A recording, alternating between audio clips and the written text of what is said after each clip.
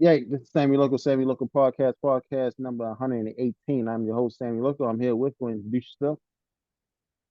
What's up, everybody? What up? It's your man j.swann.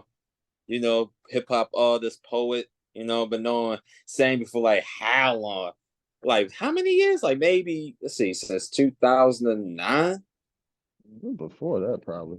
All right. Well, yeah, I guess you stay tuned. Oh, wait, it had to been like 2006 or seven because I remember when we played basketball and you went over the Old Mill Estates that one time. Oh, Mill Sticks, yeah. Yeah, so it's Yep, probably around that time, yeah. So, yep. yeah, about that time. Yeah, yeah. So getting into that, explain people like pretty much explain your story that people do not know. I know you did tons of interviews before, but pretty much tell everybody pretty much your story into how you got into rap and et cetera, et cetera. Oh man, the way I got into rap was like, maybe around like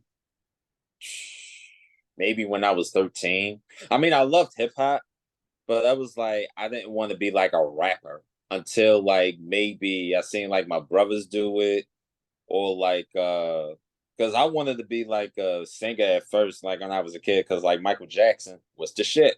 I could cuss, right? No, you that's it, right? Oh, cool, cool, cool. Because Michael Jackson was the shit.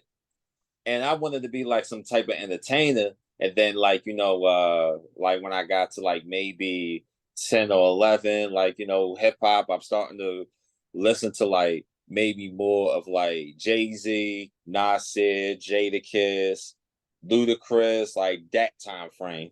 And then when I was 13, I was like, maybe I could do a little bit of writing. And when I got into high school, like I was like, okay, maybe I could do the rapping. Maybe I could do that. I mean, I was bad at first. Like you had to start off somewhere. But, after a little bit of practices, it was like, man, it just became like natural. I wasn't polished, but I had to work. I had to put in the work. So, and it became fun. So with that being said, how do you tell yourself you wasn't good at first? How do you tell yourself that? What Man, pretty much told you that? man, if I play like any of my old stuff when I first started, I'll be like, oh, I do not want to hear this shit. I really don't, man. I'll be like, nah, bro. Like it's kind of like embarrassing. I'm like, hold up, these rhymes were freaking whack. It was whack. But like, I'll even ask like, someone like an honest opinion, like, yo, how do you feel about, the delivery or the line I said, either male or female? They'll be like, they'll give their honest opinion. So, Was it the fact that you said something and you believe what everybody was saying? um, well, I could explain like, okay, this is like when I first started getting into like recording like professionally when I was like 19. I asked this guy what he thought about the song I recorded, and he was like, his delivery was, he said this, oh, I can't even do it, bro. It's how he said it. He said it, oh, you can rap, but your shit is boring. Shit is fucking boring. Yo, Mm. you gotta put testosterone in your shit. I'm like, what? It's super funny. He's like, okay, if you perform this right, yeah, you're gonna make the crowd fall asleep. The guy who does the voice I'm doing is GP. Shout out to Street Lucas Studios. He be down there, but like he was like one of my biggest like critics. And then like over time, I took that and I was like, you know what? I'm gonna prove him wrong. I'm like, y'all, I can show them that I can. And then things change. Oh shit. Do you think the reason why you got better, like pretty much to yourself, was because life happened, or pretty much you took people's like took everybody that you like into one and just said, all right, I'm gonna go with this flow, I'm gonna go with this cadence, this delivery, et cetera, et cetera. Well, it's a little bit of both. Cause like before, like I even when I was first starting to record, right? Like I was like 16, like one of the most embarrassing moments because my brother's rap. And when I first went into the studio, I was nervous as shit, and I couldn't even get one bar out. And that's how bad the studio session was. And like, over time, I had to like really ask myself, okay, do I really want to do this? Like, and like I practiced over time, got better with the craft. And j.swann was born, and like, you have your life lessons and everything. Like I performed, let's see, and I remember my first performance was like at a barbershop a long time ago. Let's see, at Walbrook Junction, like, going to that high school. I'm like, yo, bro, shit. It was struggle for real, but it was like a fun time though. It was like the humbling stages. How was it just performing in a barbershop? I can't imagine somebody rapping while people getting their hair cut. I don't know. I Oh can no, see it was I can like see strippers getting like in there, but I can't imagine motherfuckers getting their hair cut and you rapping in front of them like this, and I don't understand it. So it how was like was that? it was like the after hours. Like it was like the after hours of the um you know of the shop for real. And they'll like have local artists and like, me and my boys like Shamar Josiah. Well, he was Jay Storm back then. Also, let's see, it was Dark Steel, Pause. Ray. It was like we would like roll together, go to different open mics and just to test our talent because we were all young. And the nigga Brandon, it was a dude named Brandon. They were the young stars, and I was separate from the young stars, and like we would go everywhere, like just to perform Walbrook Junction, perform at like Pennsylvania Avenue, like wherever, like just to get, our names out there and see like what it is in the Baltimore scene as far as hip hop. Okay. So how about the latest single, which I still want to know the understanding of the title that you made, Death is Around the Corner. Oh, Explain that. Explain that. Death Around the Corner is like mental health awareness. And like I was like I did two versions of it. I did one version where I was talking about COVID-19, and I got somewhat of a mixed reviews of like, the song.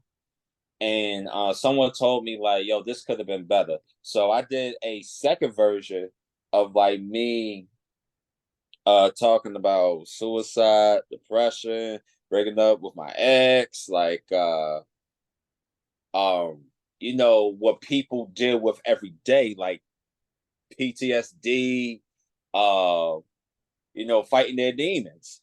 And like I remember I went up to Philadelphia to record that. And I believe, let's see, how many takes I did. I think I did like a couple of takes for that. And when I felt like the emotion of the track, because like this probably like one of the most personal verses I ever did in my life. So it was like that, man. I was like, yo, it had me, you know, in the mind frame, like, dang, man. It brings back a lot of memories of like, past stuff, of what I've seen, what I've been through, and of course, past relationships. And a lot of people can relate to it. So I'm dig into your bag then.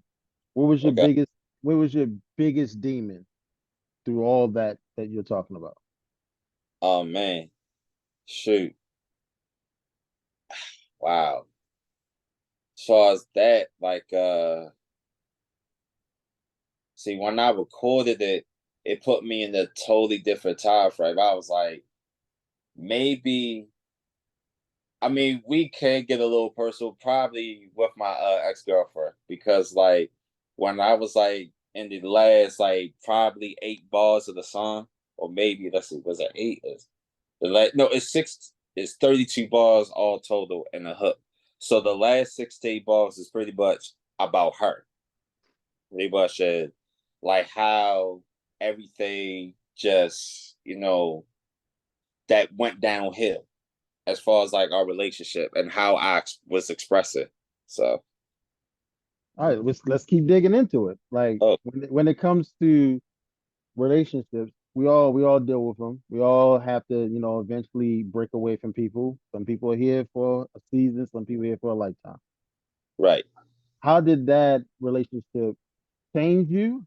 And how did that relationship what did you learn from the relationship, first of all? And how did it change Well, it made me more aware of like, um, don't overlook for what you have. Like, I'm not a perfect guy. Like, she wasn't the perfect girl, but I felt like, our relationship was like this. Like, we were like best friends, you know? And like, men, like, it's like that one line from Jay-Z from Saw Cry, what he said, once a good girl's gone bad, she gone forever. you? Yep. Yeah. And that is so true. Mm. So relatable. It's like though, you know, how can I say this? Don't overlook for what you have or who's in your life. Of course, like whether it's your friend, girlfriend, family member, whoever. Like if that person's there from thick and thin, like don't ever overlook them. Period. Okay. Mm. So dealing with the other demons you're talking about on, because you don't express yourself. I know. Remember, I know you. So is it one of those reasons where you don't want to show your vulnerability to, let's say, to anybody? Let's just say any human being. Did that change? Did that relationship pretty much change you to say, I'm not going to be vulnerable with people? Or I'm going to be vulnerable with the record, but just in reality, like how did that change? Like I think it's very important for rappers to be vulnerable. Like to express what is going on like in their personal life. Like for me, it wasn't really a challenge because like, hey, I'm a cancer.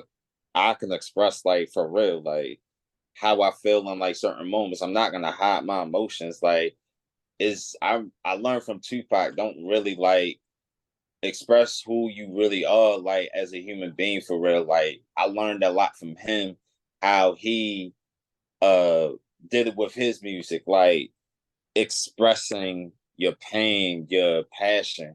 So ain't nothing wrong with like expressing yourself. Who was that So person you went to when you was going through all that though? man, I talked to a couple of my friends of mine. I talked to Kenny. You know who Kenny is. Yeah. Uh, I talked to my best friend Nakaya. I talked to a therapist of mine. Her name is Miss Rachel. And I have a real good friend named Pauline that helped me out through that situation. So what where was the advice given? Because you had a male and two females, correct? Right. And also my friend also helped me out. Her name is not Whitney, Whitley. Whitley. She helped me out. Was all the advice the same or was just like different? Um I did get different advice like um as far as like you can move forward, don't like your past. I said Whitley, shit. Winifred, I said Whitley. Dang, I hope She gonna she fuck you up. She gonna fuck you she up. fucked me up, yo. Winifred is like helped me out through a whole lot. So like she's like, you'll be fine, j.swann. You just have to understand, like, things happen for a reason. And my best friend Nakaya told me like years ago. Well, yeah, it's been 3 years. It's like she just wasn't the girl for you. Like she's a good girl and all that other stuff, but she wasn't that good girl for you. And you weren't that guy for her. You're that good guy. You are a good guy, but you're not that guy that she needs, pretty much. If I'm you get scared. what I get what you said. I get what you're saying. Like she's pretty much telling you like the time for you and her to happen ain't gonna happen. Most likely it might happen in the future, but just not right now. That's how I'm reading it, pretty much. I'm. Now I'm scared to ask what Kenny told you, but I mean you can share that with everybody. He just said, like, there's gonna be other girls in your life, bro. So don't even worry about it. Just remember your mistakes and you learn from them. Pretty much, give him like a big brother type of advice. Pretty much. And we already know Kenny's a good guy. You know Kenny. Yeah, So I thought you was gonna say, man, fuck that shit, man. Go fuck all the girls, man. Fuck all the you're girls, man. oh shit, you'll be all right, Swish. Pretty much. Uh, speaking of that album, going into like more happier times, what was your favorite track on that? Of Jefferson the Around. new album that I'm about to drop. Yeah, Okay. I'm still recording it. I have a song called Therapeutic Sessions. That's probably my favorite. I have another song called A Place Without a Name. Um, Gohan song. A Dragon Ball Z reference. Shoot. Top of the World. Like, I'm still recording. I'm like still in the recorded I said recorded. Recording progress. gotcha. Now a lot of people do not know this about you, but you collect a lot of items. I don't know Yeah. what you call them. Uh, some people call it toys, but collectibles. Let's put collectibles. How Yeah. many of the collectibles do you have? Are you talking about those Funkos? Whatever they call it. Yeah, that. Yeah, those Funkos. I got like maybe 347 on my wall. My question is, what made you start collecting them?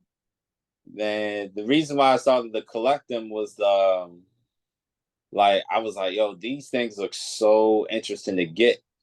Like I think I first saw like a Carson Wentz Philadelphia Eagles one in the store, and I was like, I gotta get him. Then I saw Batman, then I saw Wonder Woman, then I saw Goku, then I saw Vegeta, then I saw LeBron James, then I saw Michael Jordan, then I saw Michael Jackson, Prince, the Mortal Kombat figures, and Ninja Turtles, the Joker, NBA players. I'm still trying to get that Dwayne Wade though. He's just hard to find. Oh, you can. Uh, I'm pretty sure you got you. Somebody has, but Yeah, you want it fresh out the box. Oh, yeah, and you keep them in the box. mm. You keep them in the box. You don't take them out the box. Those things are worth a lot of money. Worth a lot of money. Will you ever sell them though? What I sell them, it really all depends. Cause like I know these things are gonna be worth a lot of money, like within the next few years. Like, and then like very personal, to me, cause like I grew up watching like some of these shows. Like you see like TV characters, anime characters, cartoon characters, football players, NBA players. Like, oh, when the Michael Jordan, what was that? The Last Dance.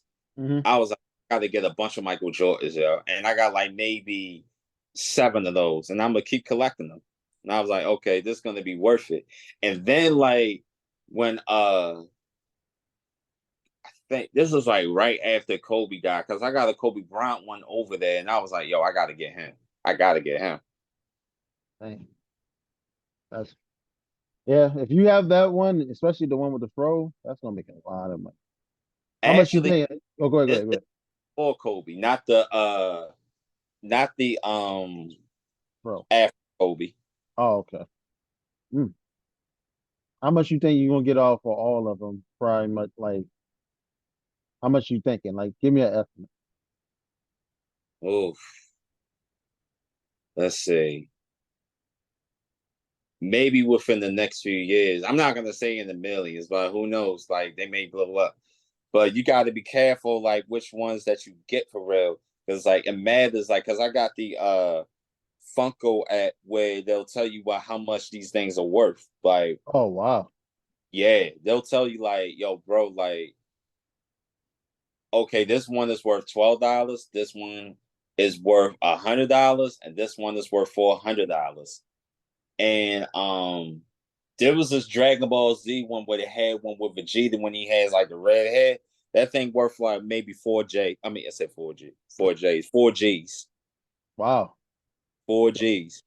so you And, looking at oh some money there. yeah, and oh yeah, they got a Pau Gasol one and a Dirk Nowitzki one, and I think they're worth like over $1,000. Yeah, you looking for a good come up. You can definitely do that. Where would Yeah, you so sell it at though? Where would you sell it at? eBay. I don't know nothing about that, but that's not like a big come up, to be honest with you. hmm Better than them NFTs. That's going down the drain. Definitely down the drain. Getting back to your music career, like, can you tell me your favorite song you ever made? My favorite song that I ever made was probably Free Spirit off the Black Swan album. Why was that? It's because like I felt like I really got in depth of what I was talking about. Like I was always j.swann, but I felt like I became like, okay, this guy is really like progressing. Like I'm talking about myself, like, man, I'm saying some stuff about what Colin Kaepernick went through with the NFL, spirituality, um, being pro-black and proud of it. Um, and the beat was so soulful. Shout out to Nick G for making that beat. And he was just um, he found me. He was like, "Yo, you gotta have this beat," and I was like, "All right, let me check it out." And I was like, "Whoa, this is just a killer." And I was like, "Yeah, this this beat is for me." What was So, the highest price you paid for a beat? oof, maybe $300. See, a lot of people don't know that. A lot of people don't know that, and that's why I'm starting to ask more rappers when they get on here because sometimes people get the hookup. Some people get YouTube beats. Some people still beats, et cetera, et cetera. So you're saying Yeah, $300 you paying for the beat. Now, yeah, exclusively. educate everybody on buying beats because some people lease it, some people really buy it, and that's way more than sometimes 300. But Mhm. explain that process to people.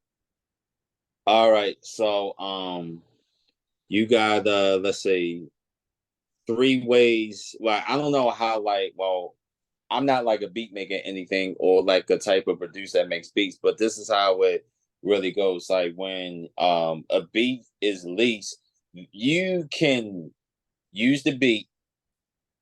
However, it's to like a certain extent, like maybe 100,000 copies sold or 200,000 copies sold, or how many views you have on YouTube or SoundCloud, blah blah blah. Non-exclusive is that you can use the beat, but you can't release it yet.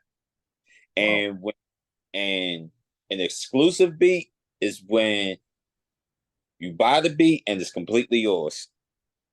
How much is that going to be though? Like all my beats have like been exclusive. Mm. Yeah, So like two, it really all depends on who you go to. Like you got producers that will sell an exclusive beat for like maybe a stack. You got some that will sell it for maybe 500, and you got some that will sell it for like $50. Or they might like you so much they be like, "Hey, I'll give you this beat for free," and that's happened to me before. mm. Has there ever been a time where, and this happens in the industry, where the producer would give a beat out to this person and that person, then you wind up both rappers wind up rapping on the song, and then come to find out they can't release the song because they gave this person the beat and they actually pay for it. Has that ever happened to you? Nah, that's never happened to me. Mm. And that was stink because like that would be like the producer's fault. Like, say for instance, like you you told this person like, hey, I am gonna sell you this beat, and then you tell the other person the same thing. Hmm. That's kind of like I would say like that's like a slap in the face. Like, why would you even do that, bro? Yeah. Like, why? Like, you it's kind of like you're breaking a promise, pretty much. Like, you got to be a person of your word. Like, yo, all right, make sure if I if one of it, honestly, like this, is what I would do. I'd be like, yo, if I hear a beat that I really like, I'd be like, yo, don't let no one hear that. Do not let no one hear this beat at all. I don't care who they are. I don't care if it's Jay-Z. I don't care if it's Kanye West. I don't care if it's Lil Wayne. I don't care if it's Drake. Damn it, hold that beat off. Man, money talks. You never know. Lil Wayne asked for a beat. He giving them 50,000. I don't know. That beat's way gone. Never Yeah, know. so, but it is what it is, though. If it's like a local act, I'm like, yeah, don't let them touch it. No. So you have been traveling a lot. You've been going to New York for these. Let me get it correct. Poems or poem sessions or educate me. Pretty much educate everybody on that trip that you be doing most of the time. Oh well, I go to different areas of the country. Like, I've been to New York a few times, performed there. I performed at Georgia, Philadelphia, um shoot, DC. Well, DC's like 45 minutes away from where we lived at. Yeah, pretty much. So Ain't no. yeah, but I pretty much travel anyway. So explain those events that you be going to. Like, what is done? Is it like I don't know, neo soul type of vibe, or is it like real gutter? Like, explain those events. Oh man, I go to different open mics. I'll go to different performances. I'll go to different let's see, spoken word poetry events. I'll even do a couple of slams, like poetry slams. Mm. And I do a couple poetry slams. And it's like, what you'll get out of it, well, for me, is that it made me a better lyricist and a better performer. Because like, it's not what you say as far as like your bars or your rhymes, as how you say it, pretty much. It's like you could be the greatest writer and don't know how to deliver. And I've seen a lot of people that don't know how to deliver. Mm. It's like how you say it at all. It could be like the corniest lyric ever, but it's how you say shit. Is just do you think that's the reason why people become ghostwriters? Yeah, that may be possibly. Because you do got a Saha the Prince. Uh, and who else is a ghostwriter? I can't think of nobody else. And saw how the Prince can actually he had an album like let's see, like maybe like 7 years ago that I thought was hot. But like yeah, like some people as far as like ghostwriters just don't want that spotlight. And that's why they're ghostwriters. Mm. Yeah, That you think so? yeah, like you think Quentin Miller wanted to be in that spotlight? Yeah, yeah. Because you've seen No. what happened in the aftermath. See, the thing about Quentin Miller is that he was in the studio with Drake. He gave him a couple, couple lines, couple concepts and things like that nature.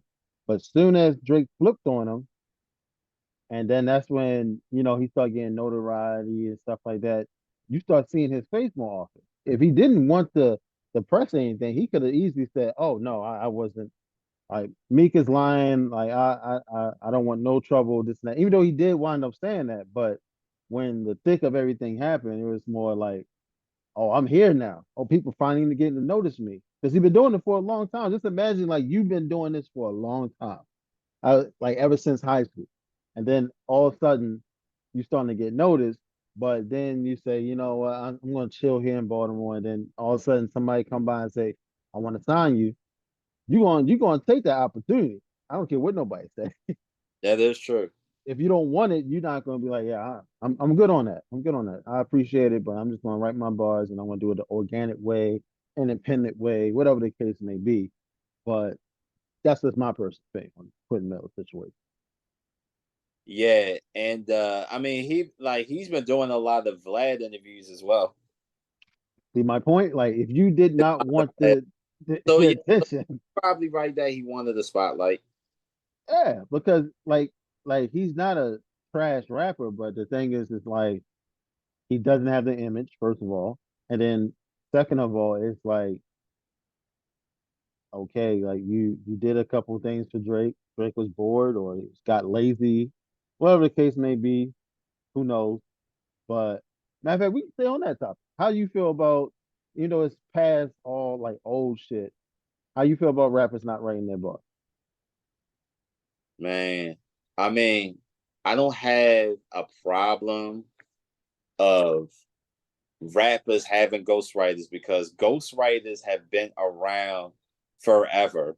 Like who was it that wrote the the hippie hit? I think it was Grandmaster Flash, I think, that wrote that. The Either bigger the that or Curtis Blow. I think one of them. Um yeah, like I don't have a problem with someone having a ghostwriter. I just wouldn't use a ghostwriter. I like if I had someone writing 16s for me, then I would look like, yo, that's not what j.swann would actually say. Like that's not actually j.swann's lyrics. Like, you know, I wouldn't mind someone giving me like a bridge or a hook or a chorus. That's fine. Cause I could just write around that. But someone writing 8, 16, 24 bars, no. But Mm-mm. isn't that technically writing though? You're writing the What? course for the person. No, like that's like I feel like that's collaboration. That's more of a collaboration. It's kind of like 50 Cent in Game. Game was a good Game is a good rapper, but he just couldn't write the hooks, so he had 50 Cent write his hooks for him, and that's how the documentary came out. He can't. He Pretty gave him the concept though. He gave him the template, and then he just went around and coloring in. right.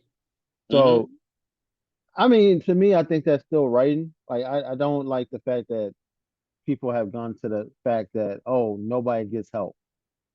Now, if let's say even though Jay Z don't write anything, let's say he had he had a ghostwriter. Let's say Tata. Out of all people, Tata was the one that gave him the bars and all that stuff. Or Memphis Bleak. Let's say just Memphis Bleak. Memphis Bleak helped him on the blueprint and helped Okay. him with Song Cry. Let's say Change Clothes. I think Pharrell helped him with that because Pharrell, uh, Yeah, he did Timberland. the hook. But that's what I'm saying. What Pharrell does in the studio, and I've seen this off of plenty of interviews where he will come in there and say, "This is how the hook going to be. This is how I think your cadence going to be. This is the beats per minute." I think he just pretty much coaches people to say, "All right, this is how the beat is going to go." This is Right. my personal opinion. I think when it comes to hip hop, I think we don't. I think it doesn't have like set rules because everybody goes around it. Just Mm-hmm. like just like for instance, let's say P Diddy. P Diddy comes out, you know he has ghostwriters. You know what I'm Yeah. saying? But the thing is like none of them get acknowledged. But it's like it just I don't know. The ghostwriting thing is just a slippery slope that people just go around. Because in R&B, we know they got writers. I don't know no R&B song artist that doesn't have writers. Unless I'm wrong. Maybe I'm wrong. I don't know. I would say, let's see. I would say the one that comes to mind that don't have writers is R. Kelly or Prince. You had to bring that nigga.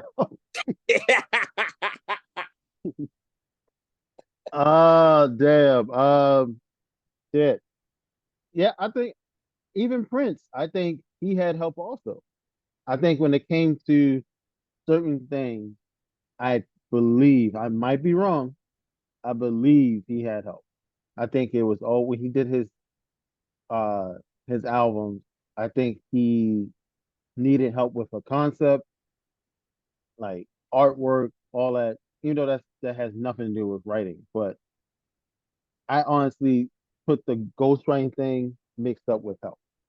Because Well, if you're saying if Jay-Z if Jada Kiss came out and said, I got help from, even though I'm pretty sure South B, Take Loose probably say, yo, take that out and put this in and say that, this and that. That's help. That's a form of I don't ghostwriting to me. I don't think I that's don't know. ghost. I don't think that's ghostwriting. Like, if someone told you, like, yo, you really could have delivered that better. Yo, take that bar out and write something else because that was whack. Okay, that's cool. But I'm talking about for a person to say, yo, say this and say it this way. You don't think so? If you write the rhyme, then no. Like, if it's how you deliver, it's how you deliver at the end of the day. Like, that person didn't write what you said. They just gave you like an opinion on how you should say it. That's not ghostwriting to me. Okay, not that, but pretty much saying, pretty much putting words on the page and just saying, look, I think you should say it this, and I think you should say that. Scratch all this and put this word. You don't think so? I'm being petty right now. That's all. Are you talking about as far as like the verse or the hook? I'm talking about the verse. I think the hook for a rapper, they can easily get an R&B singer or get a singer to put something there. Honestly, Um, what was I about to say? Nah, like the thing with ghostwriting is that, see, hip hop was built off like competitive nature, like you are the best. Like, you know. you have to feel like you are the best. Like, you write the best lyrics, you write the best bars, you write the best whatever. Like, if someone writes your whole 16 for you, that shit is out the fucking window, in my opinion. All right, so not the whole 16. Like let's say 4 bars. No, Nah, no, okay. no, All right, we no. we're getting somewhere. We're getting somewhere. Going on to another topic. Remy Ma, Pat Poose. How you feel about it? Oh shit. Ah man, I heard about it, and I'm like, man, is it actually true? Yeah, she out eating lunch with the nigga and taking pictures. They matching, all that. They lying. Both of them lying in the interviews and stuff. The battle, he was sitting there. He didn't deny it, first of all. And then it's just sad because they always was preaching that black love and all that black unity stuff, and something must have happened. Something really must have. And to be real with you, I don't know the dude that she's cheating on, but he looks like Pat Poose. I'm sorry, he looked like Pat Poose. Yo, and like Pat Poose been holding her down for years, man. Like, It was 7 years, right? yeah, that's God, yeah, that's gonna make her look bad. That's making her look bad, bro. And I Uh, like and I like Mary Ma. And you know what's crazy? I've met Pat Poose when I was in New York. I've met him. where at? I met him in Brooklyn. Like, Uh, it was a go shoot for a rapper named The Real Ma Barker, and like they're really tight. And Pat Pooch just came up, and like I dapped him up, and we it was like only for a second, but I was like, yo, he a real cool guy. But finding out possibly your wife cheated on you, man, I'm like, that would stink, yo. If a chick or my wife or my girl, like, ever cheated on me, we done. I'm sorry. We done.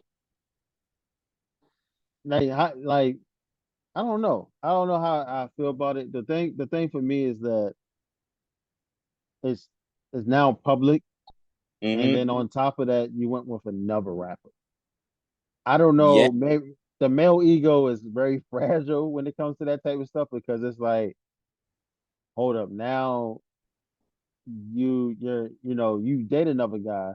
Like it'd be different if she dated like I know this one happened, but a Neo. Like she goes with a Neo. And as Pat Poos, he oh, probably like, would be like, yeah, like on some other type shit. Like she goes elsewhere with it. Not yeah, somebody that's pretty much in the same realm as you. That's just me. that's a crazy situation, man. Because I'm just hoping that it's just rumors, but I'm hoping it's not true because like I'm rooting for Pat and Remy because I like both of them. Like they cool people, but dang, that would really suck. It's a sucky situation. Shit. Now, most of the time, you do a lot of video like voting polls. Um, we have seen the Thriller and Bad Yeah. poll. We have seen what's the other one? Sent me Jay-Z, the blueprint. the Blueprint and what? I think you said Black Album. No, I was it was like the anniversary of the blueprint. I said it's Jay-Z's greatest album. Okay, so seeing that that's your favorite rapper, why would you Uh-huh. think the Blueprint is his best album? Because people say Reasonable Doubt is his greatest work, and I can see where they're coming from as far as like the lyrical complex of his rhyme schemes. However, as far as like a music whole and the influence with Kanye, Just Blaze, Timberland, Bank, the track masters on the whole project, I'm like, yo, bro, this is and like it was a soulful album. Like 2001 was like he was looked at as like the number one rapper. But okay, I'll even say this too. When Reasonable Doubt dropped, people weren't really paying attention to Jay-Z like that. But when the Blueprint dropped, they were like, "Oh, this guy." Even with like Hard Knock Life, that was a good album, but it wasn't a Blueprint. And like to me, it's like one of those albums that had those moments like strong track listens like the Rulers Back, the Takeover, H to the Izzo, Girls, Girls, Girls, Song Cry, You Don't Know, Never Change. And he had that Eminem feature on there. And it's like, wow, So right. I got And it had a big impact. It had a huge impact. what like so all right. I got a couple questions for that album. I mean, I'm gonna give you my answer right now. I like the Black Album better. Just my personal Black preference. Album, album. You said it's a shitty album. No, I said the Black Album is my favorite Jay-Z album. So why isn't that his best album then? Like, it's a difference between saying something that is your favorite and an album that is his best. Like, I would say the Blueprint is one. Then I'll say the Black Album was like right here, and Okay. Reasonable is right here in third place. See, the thing is that's three different, like I would say, eras of Jay Z. The Blueprint, if I can remember, well, pretty much we already know the Takeover was on there. I think he was trying to prove himself. He was changing, right? The Black Mm-hmm. Album, he was like on some retirement stuff. He's gonna give you something to remember him as. And Reasonable Doubt was pretty much when he transitioned from rapping fast to this is my debut album. Mm-hmm. Um, I'm gonna make sure that like songs like I'm feeling it to going down the line of trying to show that he created Rockefeller, him and Dame. So I think it was a bunch of Him and Damon. yeah, yeah. Yeah. But I think for me, I think when you're talking about, the blueprint, it had more hits on it for sure. But I think he was just out there trying to prove like, yo, Jay-Z, Jay-Z is better than everybody else. I think he was pretty much going against Nas. And Yeah, he then you was. like he was really trying to prove himself in that battle. I still think Nas killed him in that battle, but that's just my personal opinion. Super ugly, Mm, super ugly was nice, but Ether killed him. Take your oh, bias we're out not of gonna it. mention super. We're not gonna mention super ugly, Super but ugly was I was disrespectful, very disrespectful. respectful. But I think, let's see, as far as like as a song, I think Takeover is better than Ether. And honestly, as much as I love Nas, I think Jay-Z won, yo. Like I think he put out better diss songs, like the song from like Blueprint 2 when he said your brother jungle was a garden. Saying lines like y'all buy shit caught up in the hype because the nigga way cool if he don't mean that he bright just because you don't understand don't mean that he's nice. Pretty much call him a hypocrite and all that. Hmm. I feel like that was like one of those like people really should pay attention to. That's It more. was a great battle. It was a great battle, and like I said, I think when it comes to that, like Jay Z makes better albums than Nas. Maybe not now. Just my personal opinion. Like Illmatic, that's another poll you had. Uh, but Yeah, Illmatic. I, I still think like when it comes to Nas, I think Nas is more of and this is where the comparisons come to as of now, and it's kind of like I won't say it's the same, but I'll say Nas and Jay Z is like Kendrick Lamar and Drake. The thing about it is that if you think about hip hop Mm, right now, people will say Drake is pretty much like a Jay Z because Jay Z stayed on top for a while, like a very long time, and Drake would right. constantly be like considered the best. Then you had Kendrick Lamar, who was underrated, maybe not to everybody, but he has that he can dig inside, like let's say, not he can He's dig more in. creative. He's more creative. He can think. He can. It takes a while to bring out albums, of course, but he can sit there and talk about a range of stuff that goes on in the world. Compared to Drake, Drake is going to give you hits.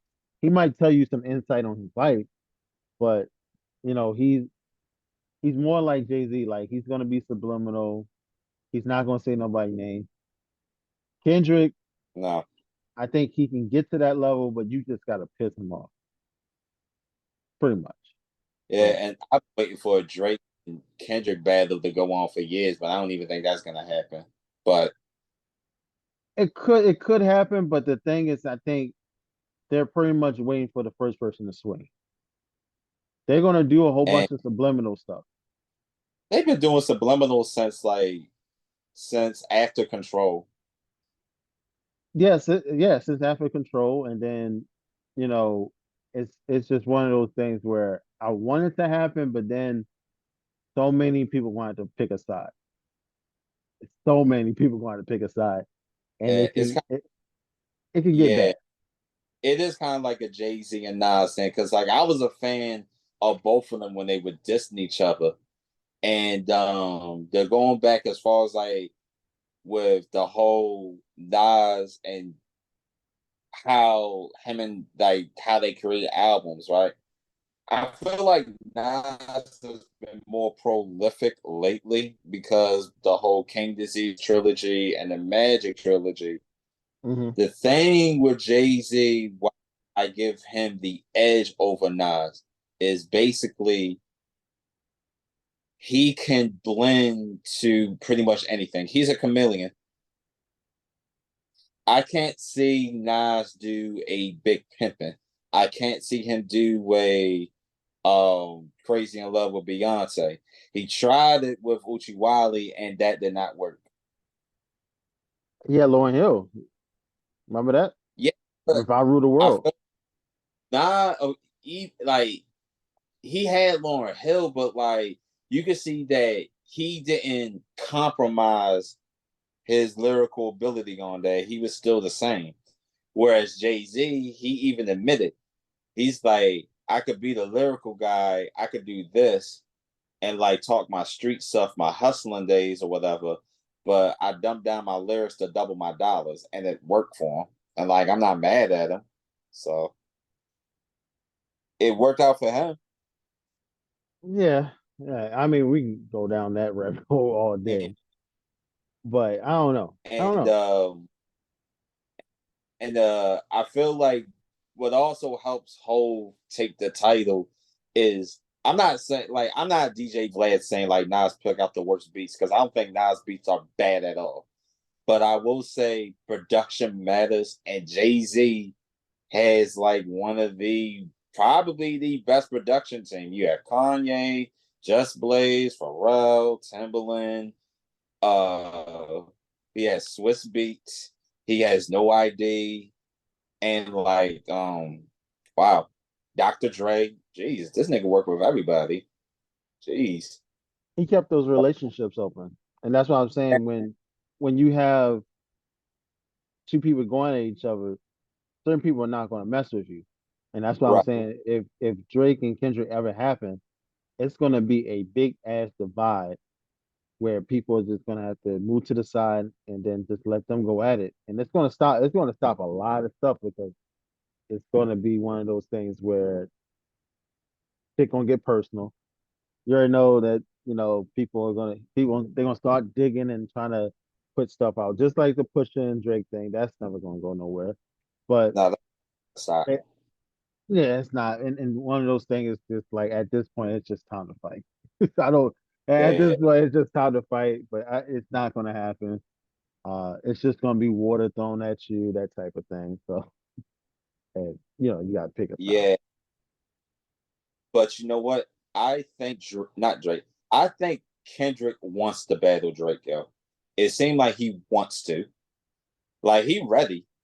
I think he is. You can be ready, but the thing is, the shit that comes along with it. Uh I think Kendrick wants that, but Kendrick is more of it's rap, you know. But Drake is probably going to take it to another level, and we have seen that with. I'm not even gonna bring that up, but you have seen it with Drake. Like certain things happen to people. It might be physical. It might be one of the detailed situations, where somebody get fucked up. That's why I said that. And not saying that Kendrick don't have those type of people with him either, but it can get nasty. It can get ugly. And I think when it comes to music, it's like, yo, I'm not here to battle you. Because you gotta think Drake is the one that brought him on tour, introduced him to everybody. yeah, he did put him on. He Yep. did. So Drake is looking at it from a disrespectful aspect, and Kendrick's like, nah, I just want your spot. That's it. It's kind of like, yo, bro, you cool with me? But this is hip hop. I said it on control. He said it on control, like we cool, but I'm calling y'all out. It's not like a disrespectful thing. However, it's more like, yo, I'm not taking second to no other nigga in this rap game. Like we cool, but no, I want to be number one. And I feel like as far as like when it comes to his content and his confidence as a rapper, it's like, yeah, he actually you know, been that guy. Like Kendrick has been that guy. He's been holding his own. Like, he has the critically acclaimed albums. He doesn't have the same success and like pop like lane as Drake, but it's kind of like one and two. Like you have Drake and you have Kendrick. And J. Cole is like right there as well. See, the thing with J. Cole is like, I think the thing with J. Cole is that he hasn't had that, I guess not beef, but one of those things where he wasn't going at somebody. You know what I'm saying? Like every successful rapper that we say is the best, they actually went against somebody to prove, yeah, I'm the best. You get what I'm saying? Right. Because you can, even though 50 Cent is not considered the best, but you can say he's up there. When you think Yeah, about, he yeah. yeah, yeah, like he like you can say like, and like I said, when it comes you dissing 50, you better be ready. But some people are like, hey, this shit gonna get violent. I'm gonna have somebody kicking my ass. They don't want to deal with that. But then you, like I said, you had who else? I don't want to go back to the '90s and all that, but you catch my drift. Like you had rappers Like that said, Ice Cube. I'm better. There you go. Ice Cube, even though that turned violent too, but they shown it on like on with their music, like I'm better than you, and you. And I think that It don't Island either. It don't. It's like the people that's around him that would be like, "Yo, we're gonna jump this nigga because he just the fuck out you, yo. You can't." I'm like, "Yo, bro, it's hip hop, bro. Like, don't take it so personal." Like, let's see, we were mentioning Cole. Um, I mean, I feel like some people went at him like the who was it, the little pumps of the world. He you dissed can't him. take that serious though. You see what I'm saying? Like you can't take that serious because him trying to do that on a 1985 song where he's trying to son him, like trying to teach him, like, this is how you roll about it. This is what's going to happen next. And, trying to show him the guy way down. That nobody's going to say, oh, he beef He with. did it in an intelligent way, pretty He did it in an much. intelligent way, but nobody's going to say, oh, that like Lil Pump dissed him. Like they like it's Little Pump, like it's Lil Um, Pump. and well, he made well I don't consider well I do consider this. I remember when he dissed Kanye on False Prophets. That is very true. I forgot all about that. But with They that situation, it's more of him being disappointed in his idol. That's how I look at it. He's yeah, disappointed. He let it be known. He's friends with Drake. Drake doesn't like him because Kanye tried to sabotage his career before he even started with the Best I Ever Had video. So it's like, how do we go about this? And then I think he took a better way and even did a video for it. But even with that, Cole said the same thing with Wale. And it's like, oh dude, yeah, he did. Yeah, he did. I yeah, wouldn't say that was a diss to Wale. It was kind of like wakening call for Wale. Like, yo, why you being bitter of like the fans that you have? I'm like, yo, be happy for what you have, bro. But I feel like the diss towards Kanye was like, yeah, it's kind of like, yo, bro, this is how I feel about your music. It sucks now, yo. You trash. He haven't made a good album since like the college dropout graduation days. you think so? That's how like maybe Cole sees it. Like we already know Kanye is the type of guy that likes the attention, and Yeah. we could see he's an attention whore. He is like he's a guy that cries for help, pretty much. Mm, I think he liked the attention. I don't think I don't think he's crying out for help per se. I think he's used to I think he's living in the past and he's not getting with the future, if that makes sense. Like he's going about it and he wants to be all these people in one, and it never works out that way. You can't be a rap star. You Nah, can't be a Walt Disney. You can't be like some people say, why can't you? And I'm like, it fucks up too many situations. Yeah, you know what? He wants to be Walt Disney. Wow, Walt Disney, a rapper. I mean, he could try to be Walt Disney. yeah, but you see what I'm saying? Like you can't do both. And I know people say, yeah, yeah, you can. Like, no, like it's a reason why 50 said this is the final lap. It's a reason why he said I'm gonna put out one more album, and then he's gonna go back into movies. He's just doing it because he's like, look, I didn't get a fair, proper, well. farewell to my fans, my rap Yeah. fans. So he's saying, all right, I'm going to do this. I'm going to show people that you can go away for a long time, focus on this, and come back to it. But when it comes to other rappers, I can't think about, like, let's say a Gucci Man from, like, Gucci Man 10 years from now. Do you think that Mhm. he's going to be touring and actually doing a lot of, like, venues and stuff? No, because eventually his fan base is going to grow up. They're going to have kids, and they're going to be like, "Oh, I'm not on that wave no more."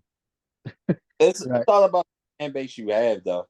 I think Gucci can have like a farewell tour, not like at a level of 50 Cent, but as far as like I would say like he could go like to Baltimore, he could go of course to Atlanta, Chicago, whatever.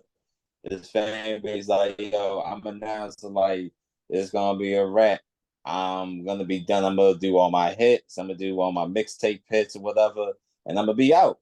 It depends on where your fan base is at. Cause Gucci did, regardless of people like him or not, he did have an impact on hip hop. Of course, yeah, yeah, yeah. But what I'm saying is that when he gets to a certain age, Yeah, like you still see the Isley brothers still performing out there. You see Mick Jagger, he's like damn near 80 years old, moving faster than me and you combined. Like he's actually out there. But the thing is like longevity. Gucci Man can go on tour, but he couldn't go on tour by himself. He gonna have to do like he I gonna see have what to you said. yeah, so he gonna have to have like everybody that he put on, the Amigos. He gonna have to do something like Oh, that where he have all of them together. Waka Flocka. He can have Waka Flocka on, tour with him as well. Yeah, he's gonna have to do that, even if he got to bring OJ the Juice Man out. Like you Yeah. can he Wow, I can haven't do heard that that. name. Yeah. Wow. So that's what I think. Uh, how do you feel about let me put it this way, because I know I'm gonna get in trouble with the female audience.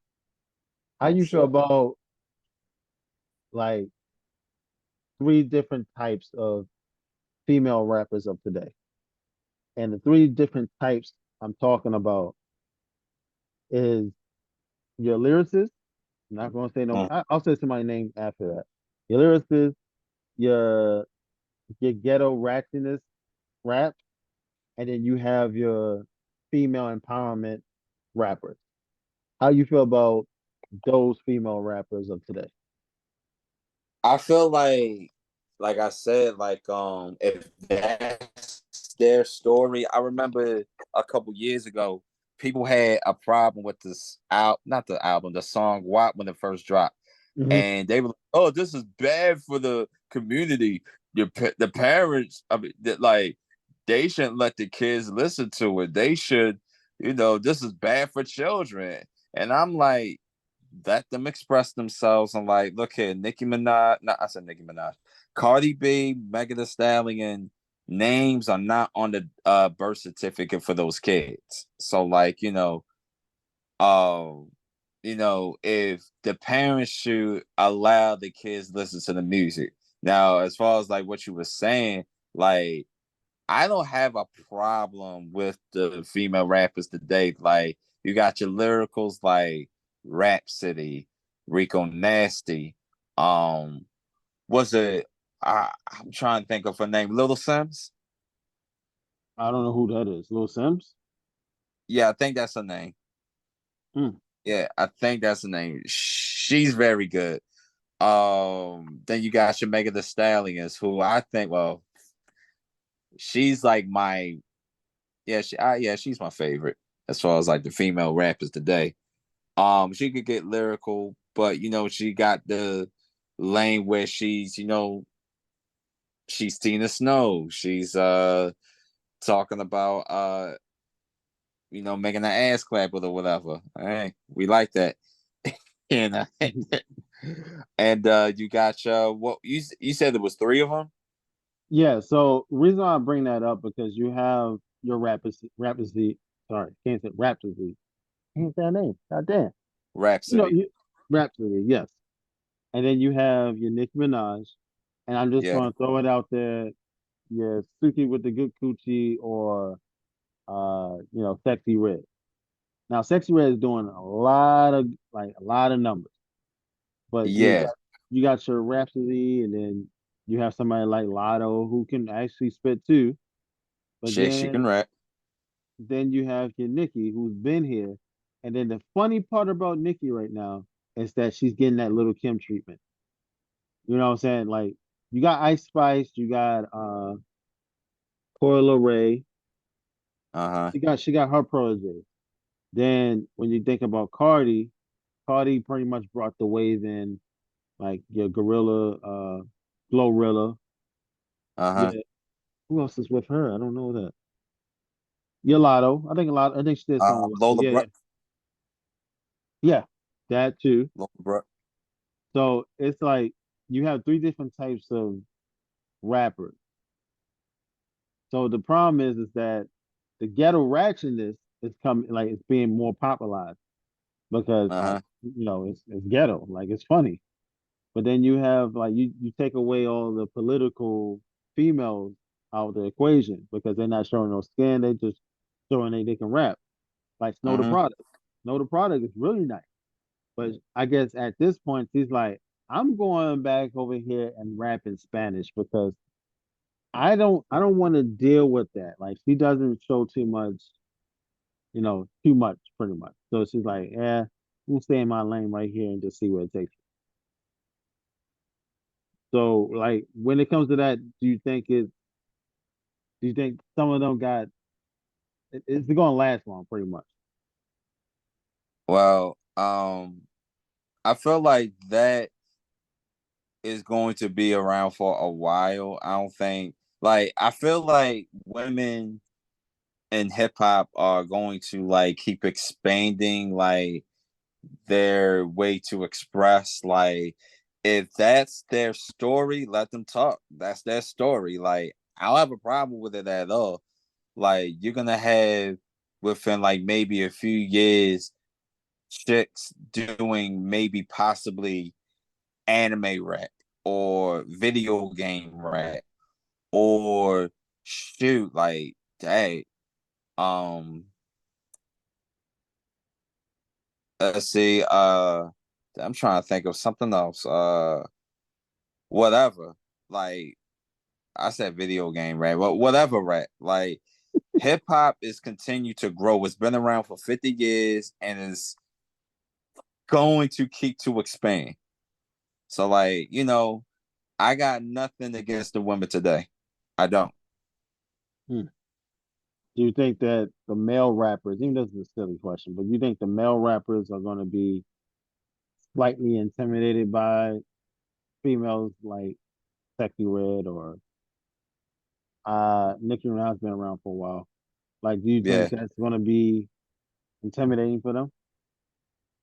It shouldn't be. Like I mean like some of the like I said hip hop is a sport. Um you're going to have like uh somebody eventually is going to have like yo Nicki Minaj like some believe like she is the greatest of all time. I think she's the greatest female rapper of all time besides Lauryn Hill, and she may be in like my top 15. Well, yeah, I would put her like in my top 15 or whatever. But like someone else in the next generation may think is Ice Spice or Cardi B or Megan Thee Stallion or um let's see Lil Susie down the street that's rapping. You know what I'm saying? It's all about opinions. Little Susie, wow. Yo, that can actually work. Lil Susie. Oh wow. That'd be too close to Lil Uzi. That nah. Uh, Speaking of that, also, how you feel about eventually having? Oh, we did see the 50th year anniversary. How do you feel about as far as like the AI type of situation, uh, and how that's affecting. Like, suppose somebody came out there with a j.swann song, and you like, I ain't never made that song. Like, how would you feel about it? Well, we already know how you would feel about it, but Yeah, I would how be you? pissed. I would be Mm, pissed. Like, that's a thing that's gonna have to change. Like, you could do that now with like a AI voice, and you be like, "Hey, Biggie is saying the lyrics off of Ether." I'm like, "What?" And it's super. They should have like a law about that because they did something where they I think Young Guru, Jay Z's engineer, was talking about this. Like he showed this on his Instagram, where someone sound exactly like Jay Z to AI, and that was not Jay Z. And I was like, wow, that should be a law about that. There should be a mm. law. But I'm like, what if that can make sound exactly like Jay Z, that is scary. If you're that using that AI is in that type of way, that like, is that is. But like, what will stop? Like, if the AI start doing it more often, what would stop a person like Godfrey to keep doing Steve Harvey and go up there and do his whole act doing the Steve Harvey voice? You know what I'm saying? Like, what if this keep happening, you're gonna see a lot of gimmicks and I would say holograms too, because that's what's yeah, gonna happen next. They're gonna have somebody that look like Tupac. Like literally, you go into Vegas, you see somebody like just like Tupac trying to get pictures like Tupac. But just but it's imagine you not. go, it's not Tupac, and then you. I mean, they're doing it in Vegas anyway. You know, you got Whitney Houston up there, and all these other people that passed Michael away. Jackson, Michael Prince, Jackson, Elvis goddamn, Presley. yeah, I don't know, yeah, that too. But if this AI thing keep going, that's what exactly what's gonna happen. Yeah, and that's a problem right there. Like, these people that we just name are like iconic figures, Hmm. and like people are gonna actually believe like, yo, that's them. Like, yo, Tupac been alive for this long, and did he die in '96? I'm like, yeah, he really died in '96. Like, yo, they're really trying to make it seem so real, and like, yo, it's not real. And like, there's nothing wrong with AI. I use Chat GPT a lot. Ain't nothing wrong using Chat GPT, but like, I think people should be aware, like, what, we are still human. We created AI, so it is what it is. Switching gears, NBA season gonna be around the corner soon. Uh, you got a whole bunch of shit going on. You got James Harden getting fined. You got Damian Lillard. Uh, I don't know where he's gonna Trying to end up. come to Miami. I don't think that's gonna happen. But uh, then you have damn, Giannis Antetokounmpo. right, that situation. All right, let's start there then. Giannis, how you feel about that situation? Him saying, you don't know if he's gonna stay because you don't. For me, I'm doing read between the lines. Chris Middleton and Drew Holiday is not going to get it done. No, like Giannis. I feel like he's in my opinion, he's like the second best basketball player, and like he's already won a championship in Milwaukee. He doesn't really owe anything to Milwaukee. He's a two-time MVP. Am I correct? Yep, 2 times. Two-time MVP, and they consider him one of the greatest power forwards of all time. So like, I'm just waiting to see what's gonna happen. I'm hearing that he might go to Golden State. Stephen Curry has been on camera, and while they're talking to each other, he said, "Come on over." Like he's been this serious, like, "Come on over." So, Yeah, that will be scary. oh, that'd That be will be 10 times scary. And he'll be yeah, like playing. He'll be playing center. He'll be definitely playing center. he'll be like but whoa, let's see. But I know Clay, he hasn't been the same since like he since his injury. And Draymond is like, up there with age. And the only one is like, he's like still him, even though he's kind of getting older, is stuff. Yeah, Yeah, like and shoot, I know the Lakers won't like that if all of a sudden Milwaukee traded Giannis all the way to the that will put the league on like notice like Giannis to the Warriors. And I know Kevin Durant would not like that in Phoenix. I think Karen Durant. I don't think they're winning a title. To be honest with you, it's too You much talking about offense. Phoenix? Yeah, they're not. Like it's No. too much offense over there. Like if Yeah, you no think about defense, and they have no depth. no depth, and then on top of that, they're thinking about trading Aiton, which doesn't make sense either. And you're trying to trade Aiton because you like, hold up, I can get who? I can get Nurkic. Like, no, it's not gonna work. Nah, it's not gonna work. Like, here's the thing, like when it comes to like matchups in the NBA, we ain't even watching NBA games for years. And the problem with like teams like I feel like the big three era is done. Like I think that's over. Like you got Devin Booker, Kevin Durant, and what's his name? Bradley That Bill. came from Bradley Bill. They have no depth at all. Like you can't win championships like that without having depth. Or like I I would say the best defender in the group would be Bradley Bill. But like oh, and another thing too, they're always hurt, all three of them. Hmm. Like they will I'm thinking like, bro, they will. I feel like they can't beat the Lakers. I feel like they will really get washed by the Nuggets. Um, who else? And I feel like people are really sleeping on the Kings as well. Yeah, I think the Kings are good. I think the problem with the Kings is that they No ran defense. no defense, and then on top of that, they have a defensive coach. It's just that it's going to take a while for Mike Woodson to make them understand that defense is just as important. Uh, Yeah. and Sabonis, he's going to have to figure something out. So that pick and roll thing can work, but it's a reason why he was on the ground grabbing fucking Draymond's legs and doing little dirty stuff with the elbows and all that stuff. So I don't know about that. But getting to Giannis, I think Giannis is going to leave.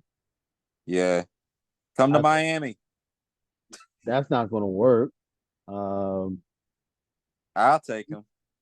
I know, but the thing is that you got to remember the Heat got culture there, and Eagle Dollar was talking about this too, where it's like not prison, but it's more like one of those things where you're going there and you know everything is going to be kind of strict. It's going to be pretty much like practice hard, game is going to come, you're going to play good, but I think Giannis he wants that type of thing, but he still want to be the man, and Jimmy's still the man there. So you don't know how that dynamic is going to work. Or shoot, like LeBron. Let's see. What if you know what? I can actually see like when LeBron is like done. I can actually see Giannis go to LA. I think he said he hates LA. He said LA is too expensive. Yeah, Yeah, remember he's African. Remember he's African. yeah, but like, let's see. You had wow, him and Anthony Davis together and LeBron retired. Wow, think about that. Wow. It might work, but it's just one of those things where Giannis is going to still try to act, his brothers to join. Yeah, I mean, come on, it's LA too. Like, it's. I remember someone said this on like one of those YouTube channels. I think it's like Swish Hoops. I think I think that's the channel, but correct me if I'm wrong. But he's done everything what he's supposed to do in Milwaukee. Um, loyalty is pretty much dead in the NBA. It's pretty much dead, but like people gonna remember you for your championships. They're gonna remember you for these. Yep. Not like, oh, like you went to like they're not gonna remember like you not making it to the postseason and not doing anything. So Well, that they're goes gonna to remember you for your rings. And you don't want to end up like being clown. Like no disrespect to Charles Barkley, but Shaq and Kenny Smith gets on his ass every time, bro. Every time, like, hey Charles, look here, you never won anything. I've won rings. yeah, yeah, he definitely did, and it is sad. But the thing is, he takes it because not everybody won. You got Patrick Ewing. You ran to Michael Jordan, so it's like, He eh, ran into Michael Jordan. Even when Michael Jordan retired for like a year and a half, like he still couldn't win. Like Akeem yeah, Olajuwon took the titles, and he came to the Houston at the wrong time. Let me put it that way. Because by the yeah, time he got to Houston, it was just a bad scene. yeah, it wasn't gonna work. Like um, Olajuwon and Scottie Pippen won titles, and you know that was it, pretty much it. And like I don't have a problem like having like if I was like a superstar player, I wouldn't mind having another superstar playing with me because you're gonna need help. You are gonna need like assistance. You're gonna have a Robin by your side, honestly, to help you out. Like, shoot, that's the thing with like I wish Allen Iverson would have had a superstar winner, but he never had a chance. He didn't have the chance, but AI was very ball dominant, and I don't think nobody really wanted to play with a ball dominant person where they sitting Kevin there. Garnett, possibly. Yeah, but Kevin Garnett would have made it understandable. Like he would probably make it like to the point where he said, "I'm gonna do this pick and roll, just pass it off to me." But you're gonna need somebody to get in between them. Like if KG would have went to like the 76ers and you had like an Eric Snow who's just there just to facilitate, I think it would have Mm-hmm. worked. I think it would have worked It would because, have. but like I said, you did have Mutombo. KG had it much easier, but everybody don't want to deal with that. Some people just like, yeah, I don't Um. like doing Well, he wasn't going to beat the Lakers, but he gave them a game. It was just too much Shaq, man. It was just too much Shaq. It that. was too much Shaq. And just imagine you sitting there, you going somebody that's like, first of all, tall as shit, then on top of that, heavy, then moving. It's like, yeah, I don't want to deal with this shit today. And I know people just took an ice bath after playing him. Like, that's too much. Like, that is too much. Yeah, like just imagine. I know my battery low, but shoot. Before like I get off, like shoot, me and Kareem Ali, you know Kareem Ali, we Mhm. were talking about Shaq and like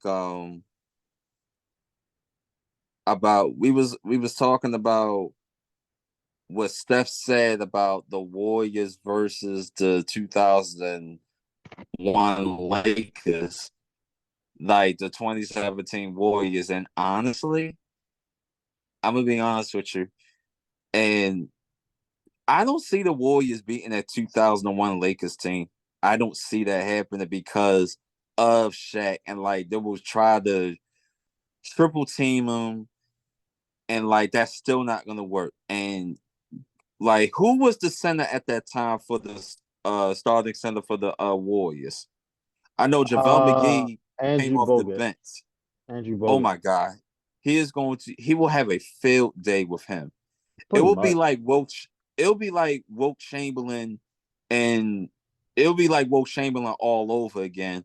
And you have a young Kobe Bryant who is a two-way player, and like Klay Thompson is good, but he can't do anything with Kobe Bryant. And like also they're going to like switch with him and Derek Fisher. And then you're gonna have Kobe guarding Steph Curry. And we see what Kobe would do like a guy that is like undersized, like an Allen Iverson, Steve Francis, Stephon Marbury, Kyrie Irving. He's gonna lock him up pretty much. Yeah. Like it will be a good series, but I could see like the Lakers winning like maybe 5 to 6 games, possibly. Yeah, I mean they can do that, but like I said, it's just one of those things you gotta pick your poison because you still do have Clay, and I can't see Derek Fisher really going Clay like that because he couldn't even guard Jeremy Lin. So Oh I'm my like, God, Jeremy Lin. yeah, like come But on. that's true. So wrapping up, tell everybody where they can find you, your information, IG, Facebook, and Uh, etc. all right. So my IG is j.swann922, JSWANN922. I'm also on YouTube. I have I do reels. I'm also on Facebook. You can look it up as Joshua Michael Swan on Facebook. And on my YouTube is j.swann. Just type in JSWANN. And saying thank you for having me on here. We gotta do this again. We gotta do this again. Definitely can do that again. Once again, this is Sammy Loco, the Same Local Podcast, and we're out. Peace.